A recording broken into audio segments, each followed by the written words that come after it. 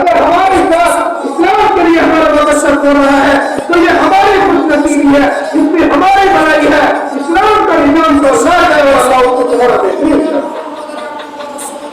میرے بھائی، اللہ نے اس نظام کے ساتھ یہ حق کا پیغام، یہ صداقت کا پیغام، یہ آبادی نظام، جس نظام کو دنیا کی کوئی طاقت ٹکرا نہیں سکتی،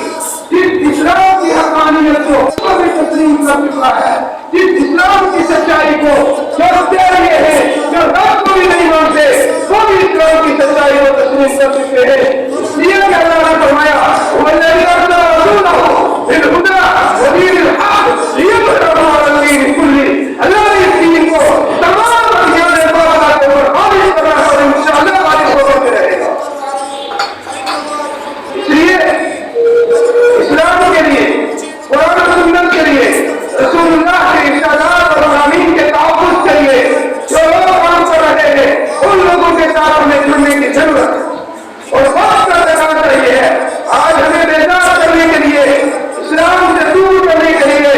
اور رسول اللہ صلی اللہ علیہ وسلم کی محبت اور اطاعت اور وسائل کو ختم کرنے کے لیے مختلف باتیں استعمال کیے جا رہے ہیں، نئے نئے قسم کے لوگ باقی پلائے جا رہے ہیں جو قرآن پر اشکالات شائع کر رہے ہیں، جو صحابہ اکرام اور اشکال کے انبار لگا رہے ہیں کہ صحابہ صحیح نہیں تھے۔ کیوں؟ اس لیے کہ دشمن کی سب سے بڑی چال یہ ہے کہ اسلام کی راستوں سے گزرتا ہے، اسلام کی شخصیات سے ہوکر کے آتا ہے۔ اگر ان شخصیات کو مجروح کر دیا جائے، اگر ان شخصیات کے چہروں کو جو اسلام کے دائرے میں لا کر کے ان کے چہروں کو مسخ کرنے کی کوشش کی جائے تو اسلام کا ایک حدیث بھی باقی نہیں ہے۔